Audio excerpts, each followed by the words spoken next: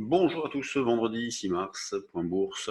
Dans la continuité de la séance d'hier et dans le sillage des marchés américains et des marchés asiatiques, les indices européens sont en nette baisse de l'ordre de 2%, 2,19 sur le DAX, 1,90 sur le CAC, qui est actuellement à 5260 points, donc avec une baisse qui s'est faite hier dans le vide, avec un gros contre-pied par rapport à la veille où l'indice envoyait des signaux de reprise. Moi, ce que j'écrivais le soir, c'est que c'était plutôt pas mal, mais ça restait fragile, qu'il en fallait beaucoup plus pour envisager une reprise plus durable.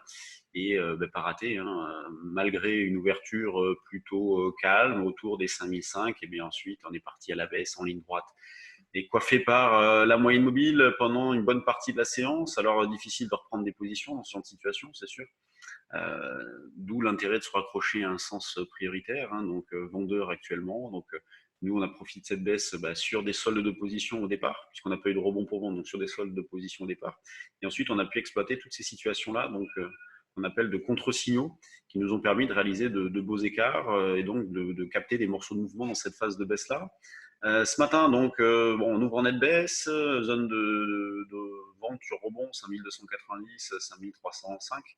Donc c'est la plus proche zone de vente sur rebond possible, valable jusqu'en fin de matinée par exemple. Et puis en fonction de la situation, est-ce qu'on aura fait un nouveau plus bas d'ici là ou est-ce qu'on aura une stabilisation, on verra pour réactualiser. C'est l'intérêt du trade du jour dynamique où on a une certaine souplesse dans les propositions, on réactualise les choses à plusieurs reprises.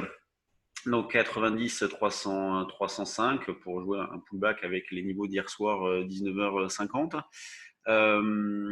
Le stress monte d'un cran, c'est ce qu'on remarque quand même, vous voyez. Il y a une volatilité qui reste extrêmement forte et ça va durer. Il faut s'y habituer. Donc c'est pour ça que si vous n'avez pas bien les idées claires, si vous n'avez pas des repères précis, si vous n'avez pas une bonne méthode, dans ce genre de situation, vous n'y arriverez pas. Ce sont des marchés qui seront dangereux. Mais par contre, lorsque vous respectez bien une stratégie, vous identifiez bien un sens prioritaire, la tendance, vous avez les bons niveaux de retournement, ça se passe bien. Alors, il faut supporter les écarts. C'est sûr que nous, on ne vend pas forcément au plus haut, on ne se rachète pas au plus bas, c'est certain. Mais dans cette phase-là, on a pu accumuler un grand nombre d'écarts et surtout des écarts avec une très grande amplitude. Ce qu'on a fait sur le DAX aussi, alors c'était une vente que l'on avait faite mercredi et qu'on a débouclé hier, mais avec un écart de 130, 150 points. Donc, vous voyez, c'est quand même pas mal. Donc, il faut aller chercher des objectifs assez éloignés, faire des quantités pas trop importantes au cas où on est tort temporairement, que ça génère pas trop de stress. Mais il faut viser des écarts importants. Et donc là, pour aujourd'hui, eh bien, on va essayer de vendre. Alors là, on est à 11 679. La zone de résistance, ça part des plus hauts qui ont été faits tout à l'heure, 770, jusqu'à 820, cette grosse zone de résistance-là.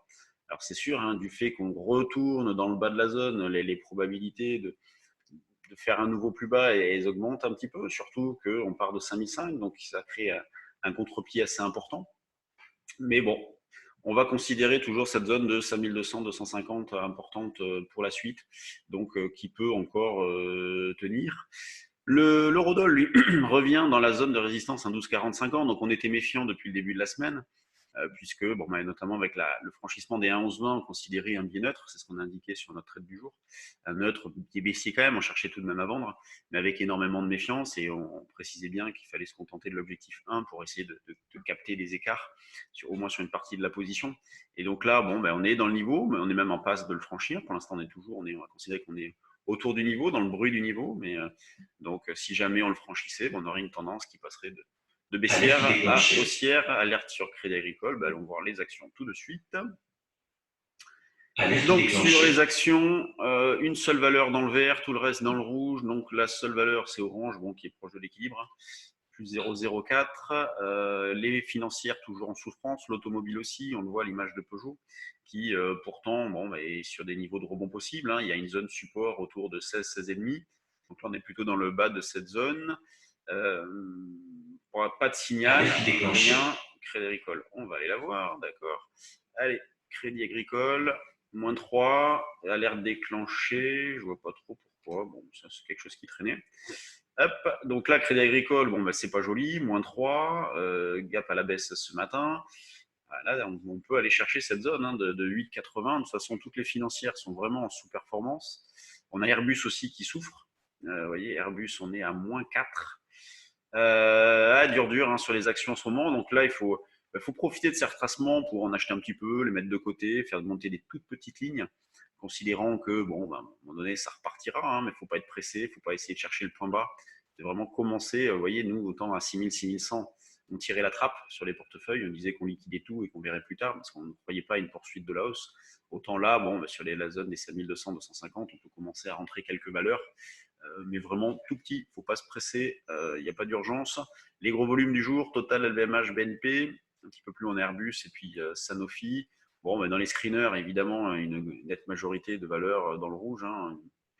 Les seuls dans le vert, c'est Nextedia qui prend 6, Neolife, Medicrea. Donc, après tout le reste, c'est normal. Hein, la spéculation se dégage de certaines positions avec de fortes baisses sur le Delta Drone, CGM, Weba, CGG qui a sorti ses chiffres. Donc, pareil, on arrive dans une zone de support possible autour des 2. Vous voyez, ça avait tenu ici. Et là, on avait buté dessous. Là, on tient. 1,82, c'est une zone support sur CGG. On a eu les chiffres d'Essilor aussi en valeur du CAC. Que donne Essilor d'ailleurs Moins 2,44. Donc, sur ces plus bas récents. Donc, voilà ce qu'il y avait à dire ce matin. Des indices qui sont évidemment toujours sous l'impact du coronavirus, avec un contre-pied. D'un point de vue technique, il y a eu un contre-pied qui s'est mis en place avec la reprise des derniers jours. Donc, c'est pour ça que c'est assez méchant comme repli. 5235 le CAC actuellement, le volume 483 millions, c'est conforme à ce qu'on a ces derniers jours. Donc beaucoup de méfiance, une zone support qui peut encore tenir, même si c'est vrai qu'à force de la tester, les probabilités de passer au travers augmentent, puisque certains vont essayer de jouer le robot en mettant des stops juste au-dessus, juste en dessous, et donc ils risquent de se faire déclencher, donc méfiance. Et sur le fond, donc pas de changement, ça reste baissier partout. Allez, bonne séance et je vous souhaite un bon week-end et on se retrouve lundi. Salut!